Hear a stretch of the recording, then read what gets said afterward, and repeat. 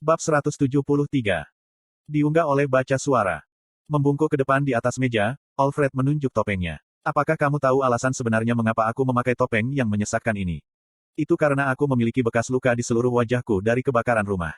Petik 2. Oh, benarkah sekarang? Tanya Sebastian, penasaran. Iya, dan yang terburuk adalah, kejadian itu menimpaku ketika aku masih remaja.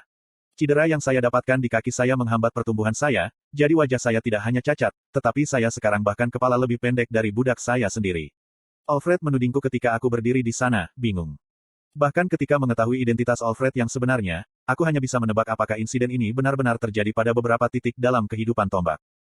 Dia sangat bisa dipercaya, komentar Sylvie, mendengar percakapan mereka. Aku akan bilang. Jangan biarkan aku memulainya. Sebastian menghabiskan satu gelas bir lagi dan meletakkannya sebelum menyeka busa di bibirnya. Ketika saya melayani keluarga kerajaan, para wanita bergegas pada kesempatan untuk tidur dengan saya, tetapi setelah dibebaskan dari posisi itu, gelandangan yang sama itu memperlakukan saya seperti sejenis serangga. Kamu melayani keluarga kerajaan. Alfred berseru. Kenapa kamu pensiun? Sebastian menggertakkan giginya, buku-buku jarinya memutih karena betapa kerasnya dia memegang cangkir itu. Karena bocah sialan itu. Anak nakal. Bocah apa? Alfred bertanya. Penyihir bermata-bermata melemparkan cangkirnya ke tanah, yang hancur karena dampak. Ini menarik tatapan waspada dari meja di dekatnya. Sisa dari kedai yang dulunya kabur dari mantra Sebastian yang meredam kebisingan menjadi lebih jelas karena kondisinya yang mabuk. Aku penyihir atribut ganda, hampir pada tahap oranye padat, namun satu-satunya rasa hormat yang bisa aku dapatkan adalah dari primitif kotor ini. Serunya, melambaikan tangan pada pria yang tampak kejam dan beberapa wanita yang tidak terlihat jauh lebih baik di dalam kedai minuman. Alfred mengangkat gelasnya ke udara. Bagi ular-ular dangkal dan celaka itu. Semoga mereka kusut dan mengendur seperti kain longgar mereka. Petik 2. Sebastian mendengus gembira saat dia menertawakan roti panggang Tombak itu. Aku tahu aku menemukan pria yang baik ketika aku melihatmu masuk melalui pintu-pintu itu. Sekarang, siapkan mainan baru untukmu. Petik 2. Mereka berdua terhuyung-huyung keluar dari bar. Sebastian nyaris tidak bisa berjalan dengan pincang di kakinya yang patah saat aku masih kecil. Hei kau, kemarilah. Dia menunjuk ke arahku ketika dia bersandar di dinding kedai minuman. Aku diam-diam dan berjalan ke tukang sulap mabuk ketika dia tiba-tiba mengayunkan lengannya di pundakku, bersandar dengan berat ke arahku. Kau tidak keberatan jika aku menggunakan budakmu sebagai tongkat, bukankah kau Clarence? Tentu saja tidak. Itulah gunanya budak, jawab Alfred ketika aku menelan keinginan yang semakin besar untuk mematahkan kaki Sebastian yang lain. Pria ini benar-benar menguji kesabaran saya, Sylvie berkata dengan kemarahan mendidih yang cocok dengan milikku.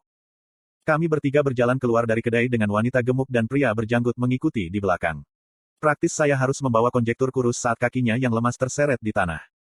Kau tahu, butuh berbulan-bulan bagiku untuk bisa mentolerir poster depan yang norak ini, tapi aku tidak merindukan kedudukan lamaku, Sebastian berbicara ketika kami berjalan menyusuri jalan-jalan Ashbury yang suram. Orang-orang di sini, mereka melakukan lebih dari sekadar menghormati saya, mereka takut kepada saya. Saya dewa bagi mereka. Petik 2. Si tukang sulap mabuk menepuk pipiku dengan merendahkan saat dia menatap ke atas untuk melihat wajahku dari dalam tudung. Kamu melihat sihirku sebelumnya, kan? Aku bisa membunuhmu dengan menjentikkan jari. Petik 2. Bertahanlah, Arthur, hanya sekarang. Iklan. Ketika aku tidak menjawab, Sebastian terus memukul pipiku dengan telapak tangannya, setiap tamparan menjadi sedikit lebih kuat. Apakah kamu tuli, atau kamu tidak menghormatiku karena kakiku? Jangan pedulikan dia, kata Alfred, meletakkan tangan di bahu Sebastian. Bocah itu tidak bisa bicara. Bah, Clarence, apa gunanya menyimpan barang-barang yang rusak seperti dia? Si tukang sulap botak meludah. Bagaimana kalau aku membantumu dan membelikannya? Saya punya beberapa pria yang punya sesuatu untuk anak laki-laki seperti dia. Petik 2. Menggoda. Tombak itu menjawab, tersandung kakinya sendiri. Tapi dia bukan milikku. Dia milik ayahku, dan terakhir kali aku menggadaikan salah satu barangnya, dia memotongku dari uangnya selama sebulan penuh. Petik 2. Lihat. Sebastian cegukan. Itu hal yang tidak aku lewatkan. Uang keluarga itu bagus dan semuanya, tapi itu bukan sepenuhnya milikmu. Kekayaan saya adalah milik saya. 100% milikku. Petik 2. Alfred mengangguk. Benar-benar patut ditiru. Kami melakukan perjalanan ke ujung kota melalui jalan-jalan yang tidak disebutkan namanya yang dipenuhi gubuk-gubuk yang sudah usang dan lorong-lorong yang dipenuhi tumpukan sampah. Sepanjang jalan, tukang sulap pemabuk itu tersandung tak terhitung jumlahnya di jalan-jalan yang terabaikan, penuh dengan retakan dan lubang, dan setiap kali, dia akan melepaskan serangkaian kutukan padaku. Berterima kasihlah kepada surga bahwa kamu bukan budakku. Sesuatu tentang dirimu membuatku kesal, dia meludah ketika menatapku dengan mata yang mengkilap, tidak menyadari bahwa jika dia sadar dan peduli untuk melihat dengan cermat, dia mungkin sudah mengenali siapa aku. Aku bisa merasakan kemarahan yang hebat menumpuk, tapi itu bukan milikku. Sylvie, yang masih tersembunyi di kedalaman jubahku, berada di ambang meledak ketika kami akhirnya tiba. Di depan kami adalah bangunan besar dari batu padat berlantai 1. Hanya dari pandangan sepintas, struktur muncul lebih dari 200 kaki dan beberapa puluh kaki lebar. Ada 2 penjaga yang malas duduk di dekat dinding di samping pintu masuk depan. Aku yakin sebuah bangunan sebesar ini tidak ada di Ashburn ketika aku tinggal di sini, yang menimbulkan pertanyaan, apakah Sebastian membangun ini? Dan jika dia melakukannya, berapa banyak budak yang dia tangkap agar dia membutuhkan penjara sebesar itu? Para penjaga bergegas berdiri, dengan canggung memberi hormat karena tidak sinkron. Pak. Tatapan mereka berkedip karena kecurigaan di antara saya, bos mereka yang bersandar pada saya, dan Alfred yang bertopeng. Salah satu penjaga memiliki tangannya yang sudah mencengkeram gagang pedang seperti parang yang diikat ke punggungnya. Buka pintunya, orang-orang bodoh yang tidak berguna. Sebastian menggonggong. Kami punya pelanggan. Iya Pak, mereka menjawab dengan sinkron kali ini sebelum menarik kedua pintu besi geser. Kurasa aku akan mencari tahu berapa banyak budak yang dia pegang di sini segera, pikirku ketika aku menyeret Sebastian masuk melalui pintu masuk dengan Alfred di sampingku. Bau itu menusuk saya lebih dulu. Ramuan bau busuk diamplifikasi oleh udara lembab dan lengket yang disebabkan oleh kurangnya ventilasi yang baik. Bahkan Alfred dengan jelas mundur dari bau busuk sementara Sebastian hanya melambaikan tangannya di depan hidungnya. Ada sedikit terlihat di samping lampu berkelap-kelip dan pintu jebakan di tanah beberapa meter di sebelah kanan kami. Ada yang terasa tidak beres, Sylvie memperingatkan. Aku juga merasakannya, tapi sekali lagi, jika kau memikirkan di mana kita berada, itu akan aneh untuk itu terlihat normal, aku menjawab, mengambil langkah lain. Dadaku menegang dan rambut di kulitku berdiri, tapi aku mengabaikan protes tubuhku.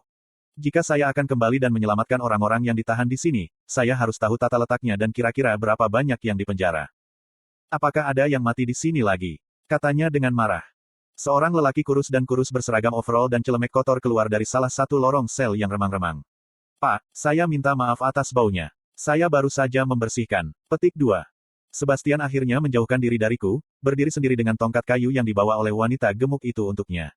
Apa yang terjadi? Sang tukang sulap bermata sipit mulai terlatih-tatih menyusuri lorong tengah, memeriksa setiap sel penjara yang saya duga memiliki budak di dalamnya. Mengerikan betapa sunyinya tempat ini. Tidak ada tangisan kesedihan atau tangisan untuk bantuan. Saya mempelajari mereka masing-masing ketika saya mengikuti di belakang Sebastian dengan Alfred. Setiap dari mereka berpakaian compang camping, meringkuk di sudut jauh sel mereka. Ketika mereka melihat ke arah kami, aku menggigil dari mata yang gelap dan kosong yang mereka semua bagi. Jangan lihat, aku mengirim ke Sylvie saat dia berdesir keluar dari dalam jubahku. Seburuk itu, jawab Sylvie, lebih sebagai pernyataan daripada pertanyaan. Aku menggertakkan gigiku. Mereka diperlakukan lebih buruk daripada hewan ternak. Itu adalah salah satu dari wanita hamil, jawab petugas kebersihan ketika dia meletakkan pel yang dia pegang sebelum mengikuti bosnya. Dia meninggal saat melahirkan. Bayi, apakah itu hidup? Tanya Sebastian, tidak terpengaruh. Kita harus menunggu beberapa hari lagi untuk mengetahui dengan pasti, tetapi gadis yang baru lahir itu tampak sehat seperti sekarang. Sebastian mengangguk setuju. Bagus sekali. Bayi yang baru lahir akan bernilai lebih dari gelandangan itu. Petik 2. Ketika tukang sulap perlahan-lahan berjalan terlatih-tatih melewati lorong-lorong, saya memperhatikan reaksi yang berbeda dari masing-masing budak. Beberapa menggigil tak terkendali saat Sebastian lewat, yang lain memelototi, beberapa hanya memiliki tatapan kosong di kejauhan. Para kurcaci dan elf ditahan lebih jauh, tapi, Sebastian berbalik untuk menghadapi Alfred, seringai cabul di wajahnya yang kurus pucat, apakah kau melihat seseorang yang ingin sekali kau tangani? Tombak bertopeng mengangkat tangan. Faktanya. Bahkan sebelum aku sempat bereaksi, bumi di bawah Sebastian mulai membungkus, menutupi kakinya dan merayap naik. Hah! Sebastian keluar ketika dia mencoba untuk mencabut dirinya sendiri dari bumi yang sedang naik. Aku mengarahkan kepalaku ke arah tombak bertopeng. Apa yang sedang kamu lakukan? Tombak itu tetap diam saat dia melanjutkan mantranya. Itu lambat, tapi dia sengaja melakukannya. Aku bisa melihat tukang sulap itu dengan mata terbelalak dengan ketakutan dan kebingungan. Apa yang kau lakukan? Kejar mereka. Tukang sulap menyiapkan tongkat kayunya untuk menembak Alfred ketika dia menjerit kesakitan. Bumi yang telah menghabiskan kakinya dan terus bangkit, tubuhnya mulai memerah. Desis samar terdengar di tengah teriakannya saat aroma daging yang terbakar mencapai hidungku. Mantra yang dilemparkan Alfred pada Sebastian bukan untuk menjebaknya, itu adalah untuk perlahan menyiksanya. Alfred, saya memanggil sia-sia. Petugas kebersihan telah berusaha sejauh mungkin dari Sebastian. Aku bisa mendengar langkah kedua bawahan di belakang kami. Sialan, desisku, berputar tepat pada waktunya untuk menangkap lengan pria kekar itu tepat sebelum belatinya mencapai tombak. Aku ragu upaya lemah itu akan membahayakan dirinya, tetapi meskipun demikian, keduanya adalah masalah. Keluar dari jalan, si Brute meludah sambil mengayunkan lengannya yang lain. Tanpa sedikit pun keraguan, aku mengepalkan tangan ke lengan pria itu. Bidikan tajam terdengar dari tabrakan tepat sebelum tangannya jatuh lemas di sisinya. Pria berjanggut itu menjerit kesakitan, menjatuhkan belati untuk menggendong lengannya yang patah.